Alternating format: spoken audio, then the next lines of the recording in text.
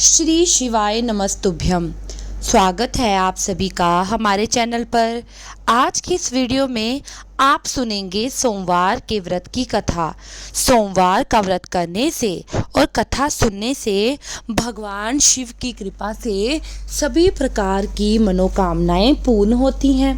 तो अगर आपने व्रत रखा है तो अत्यंत श्रेष्ठ है, लेकिन अगर व्रत नहीं रखा तो भी कथा सुननी चाहिए। कथा सुनने मात्र से भगवान शिव की कृपा प्राप्त होती है। तो आइए शुरू करते हैं आज के दिन सोमवार के व्रत की कथा। प्राचीन काल की बात है। एक नगर में एक वैश्य रहता था जो बड़ा ही धनी और ऐश्वर्य युक्त था, जिसके कारण उसे किसी प्रकार का कष्ट या दुख नहीं था। परंतु इतनी अतुल संपत्ति होते हुए भी उसे भोगने वाली उसकी कोई संतान नहीं थी, जिसका उसे सर्वदा दुख बना रहता था। वह वैश्य शिवजी का बड़ा भक्त था और प्रत्येक सोमवार को शिवजी का व्रत और पूजन किया करता।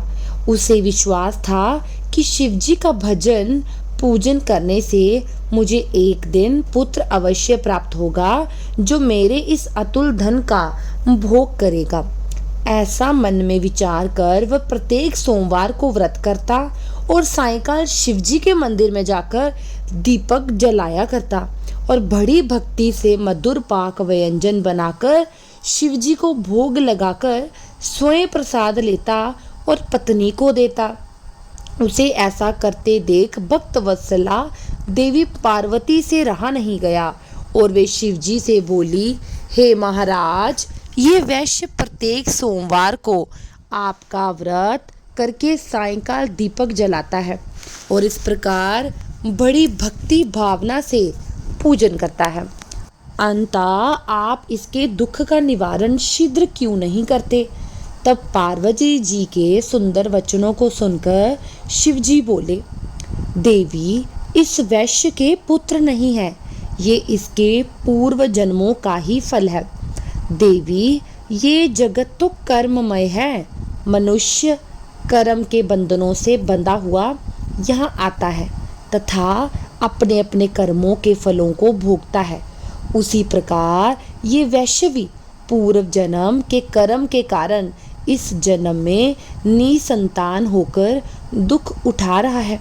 शिवजी के ऐसे उपदेशात्मक वचनों को सुनकर भी पार्वती जी नहीं मानी और कहने लगी, हे ईश्वर, आप तो भक्त वत्सल हैं, फिर अपने भक्त पर दया क्यों नहीं करते?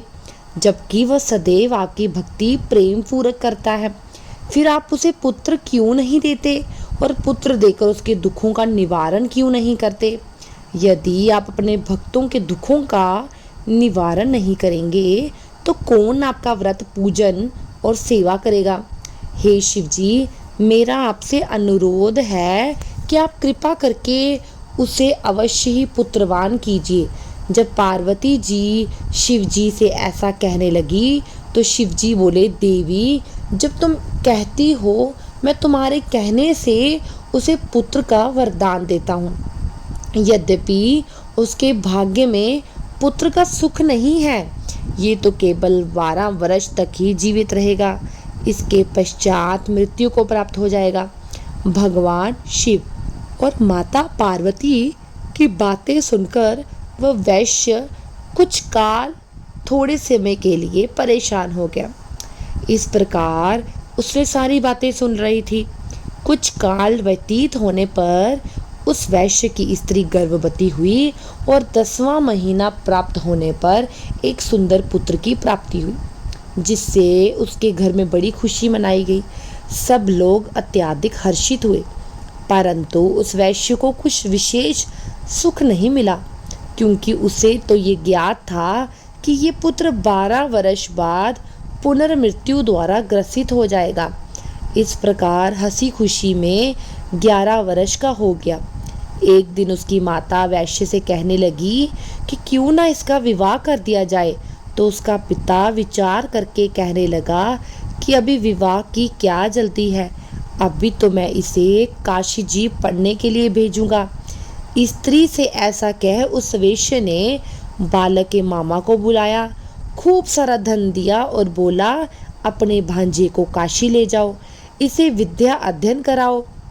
रास्ते में जगह जगह ब्राह्मणों को भोजन देते, यज्ञ करते जाना। इस प्रकार वे दोनों मामा भांजे जगह जगह ब्राह्मणों को भोजन देते, यज्ञ करते एक नगर में पहुँचे। वहाँ के राजा की कन्या का उस दिन विवाह था। कन्या बड़ी रूपवती और सर्वगुण संपन्न थी, परंतु राजकुमार अर्थात जिससे उस राजकुमारी का विवाह होने वाला था वो काना था, जिससे उसके पिता को चिंता थी। परंतु जब उसने वैश्य के पुत्र को देखा जो बड़ा रूपवान था, तब वह विचार कर उसके मामा से कहने लगा कि थोड़ी देर के लिए आप अपने भांजे को मुझे दे दीजिए तो आपकी बड़ी कृपा होगी।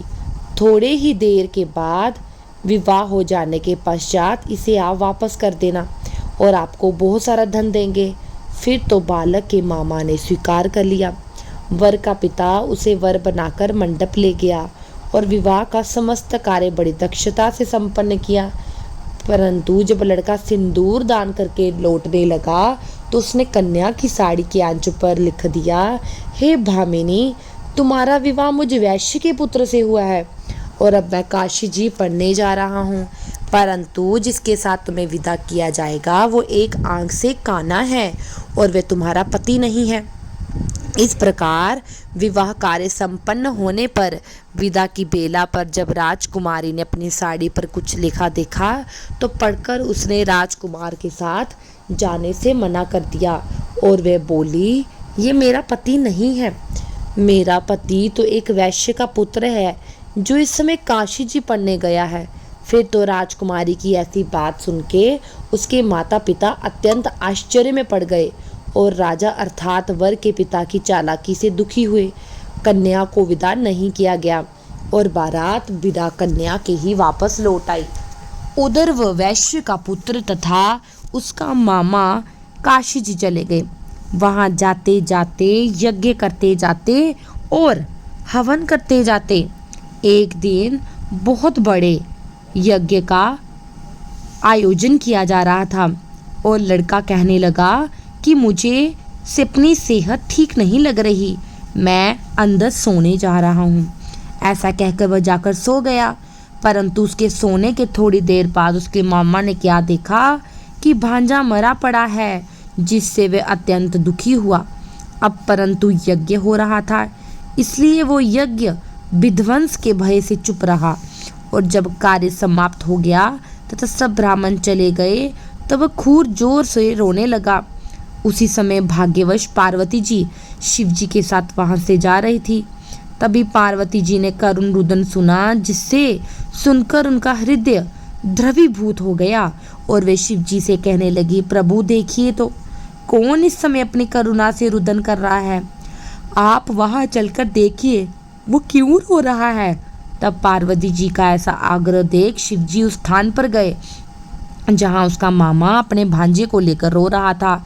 फिर पार्वती जी ने उस बालक को पहचान लिया और कहने लगी, प्रभु ये तो वही बालक है जो आपके आशीर्वाद से प्राप्त हुआ था।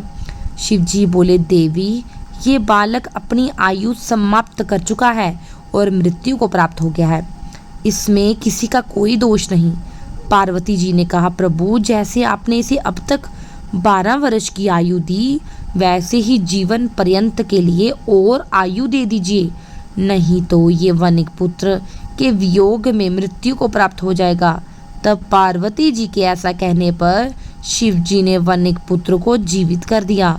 इस प्रकार शिव जी के वरदान से जीवित हो गया और शिव पार्वती पुनः अपने धाम चले गए।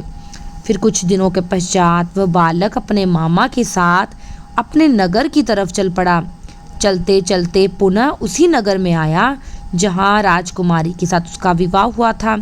वहाँ पहुँच उसने यज्ञ करके ब्राह्मण भोजन दिया, जिससे भोजन करते हुए पंडितों द्वारा राजा को ये खबर लगी कि काशी से कोई वैश्य पुत्र आया है जो यज्ञ करके ब्राह्मण भोजन करा रहा है। राजा उसे देखने के लिए गया और वहाँ पर उसने स्वयं अपने जमाता को देखा, जो अति प्रसन्न होकर आदर के साथ उसे महल ले आए और कुछ दिन रखकर खूब आदर सत्कार किया और पुत्री को खूब धन दहेज सहित विदा किया। तब वह वणिक पुत्र स्त्री सहित मामा के घर साथ अपने नगर को चल पड़ा। जब वे घर के थोड़े नजदीक आए तो मामा ने कहा कि मैं जाकर पहले अपनी बहन को तुम्हारे आने की खबर देता हूँ, जिससे कि वधू सहित तुम्हारा स्वागत करे। इधर वो वैश्य अपनी स्त्री सहित छत पर जा बैठा कि यदि मेरा पुत्र काशी से लौट कर नहीं आएगा तो हम लोग यहीं से कूदकर अपने प्राण दे देंगे। परंतु जब मामा ने आकर कहा कि आपका पुत्र कुशलता से अपनी पत्नी सहित आ रहा है, आप लोग विधिवत उसका स्वागत कीजिए। मामा की ऐसी बात सुनकर वे लोग अति प्रसन्न हुए और बड़े आदर के साथ पुत्र वधू का स्वागत किया और अति प्रसन्न हो सोमवार व्रत करके शिव जी का विधिवत पूजन और वंदन किया। जो मनुष्य सोमवार का व्रत करके शिव जी का पूजन करता है और इस कथा को पढ़ता या सुनाता है, वे सभी कष्टों से छूटकर अपने समस्त मनोरथों को पाता है। बोलिए भगवान शिव की जय। श्री शिव चालीसा। जय गणेश गिरिजा सुबन मंगल मूल सुजान, कहत अयोध्या दास तुम देहु अबे वरदान। जय गिरिजापति दीन दयाल, सदा करत संतन प्रतिपाला। भाल चंद्रमा सोहत नीके, कानन कुंडल नाग फनीके। अंग गोर सिर गंग बहाय, मुंडमाल तन शार लगाए। वस्त्र खाल बादंबर सो, छवि को देख नाग मुनि मोय। मैं ना माता की हवे दुलारी, वाम अंग सोहत छवि नारी। कर त्रिशूल सोहत छवि भारी, करत सदा शत्रुन शंकार। नंदी गणेश सोहत, सागर मध्य कमल हो जैसे। कार्तिक शाम और गणराव, या छवि को कह जात न काव। देवन जब ही जाए पुकारा, तब ही दुख प्रभु आप निवारा। किया उपद्रव तारक बारी, देवन सब मिले तुम जुहारी। तुरंत षडानन आप पठायो, लव निमेष महार गिरायो। आप जलंधरे असुर सहार, सुयश तुम्हारा विदित संसारा। त्रिपुरासुर सन युद्ध मचाए, सब कृपा कर लीन बचाए। किया तपह भागीरथ बारी, पूर प्रतिज्ञा था सुपुरारी। दानी नमः तुम सो कोहि नाहि, सेवक स्तुति करत सदाहि। वेद नाम महिमा तब गाय, अकथ अनाद भेद नहीं पाई। प्रगटी उठत मंथन में ज्वाला, जरत सुरासर भये विहाला। दया करत सही नीलकंठ नाम कहा, पूजन रामचंद्र जब किन्हा। जीत के लंका भीषण दिनहा, सहस कमल में हो रही धारी। कीन परीक्षा तब पुरारी, एक कमल प्रभु राखे जोई। कमल नयन पूजन चह सोई, कठिन भक्ति देखी प्रभु शंकर। भय प्रसन्न दिए इच्छित वर, जय जय जय अनंत विनाशी। करत कृपा सबके घटवासी, दुष्ट सकल नित मोहि सतावे। भ्रमत रहो मोहि चैन नावे, त्राहि त्राहि में नाथ पुकारो। यही अवसर मोहि आनो बा, ले त्रिशूल शत्रुन को मारो। संकट से मोहि आनो उभारो, मात पिता भ्राता सब होई। संकट में पूछत नहीं कोई, स्वामी एक है आस तुम्हारी। आए हरू मम संकट भारी, धन निर्धन को देत सदाही। जो कोई जांचे वो फल पाई, अस्तुत के ही विधि करो तुम्हारी। शंभुनाथ अब चूक हमारी, शंकर हो संकट के नाशन। मंगल कारण विघ्न विनाशन, योगी यति मुनि ध्यान लगावे। नारद शारद शीश नवावे, नमो नमो जय नमो शिवाय। सुर ब्रह्मादिक पार न पाए, जो ये पाठ करे मन लाए। तापर होत है शंभु सहाय, ऋणिया जो कोई हो अधिकारी। पाठ करे सो पावन हारी, पुत्रहीन कर इच्छा कोई। निश्चय शिव प्रसाद तेहि होई, पंडित त्रोषदी को लावे। ध्यान पूर्वक होम करावे, त्रोषदी व्रत करे हमेश। तन नहीं ताके रहे कलेश, धूप दीप ने वेद चढ़ावे। शंकर सम्मुख पाठ सुनावे, जन्म जन्म के पाप नशावे। वे अंत शिवपुर में पावे, कहे अयोध्या आस तुम्हारी, जान सकल दुख हरु हमारी। नित्य नेम कर प्रातहि, पाठ करो 40। तुम मेरी मनोकामना, पूर्ण करो जगदीश। मकसर छंट है मंत्र तू, संबट 64 ज्ञान। स्तुति 40 शिव, पूर्ण कीन कल्याण। और आइए अब सब मिलकर करते हैं भगवान शिव जी की आरती। ओम जय शिव ओंकारा, स्वामी हर शिव ओंकारा। ब्रह्मा विष्णु सदा शिव, अर्धांगी धारा। ओम जय शिव ओंकारा। एकानन चतुरानन, पंचानन राजे। हंसासन गरुड़ासन, वृषवाहन साजे। ओम जय शिव ओंकारा। 2 भुज 4 चतुर्भुज, 10 भुज ते सोहे। तीनों रूप निरखता, त्रिभुवन जन मोहे। ओम जय शिव ओंकारा। अक्षमाला वनमाला, मुंडमाला धारी। चंदन मृग मद सोहे, भोले शशिधारी। ओम जय शिव ओंकारा। श्वेतांबर पीतांबर, बाधंबरे अंगे।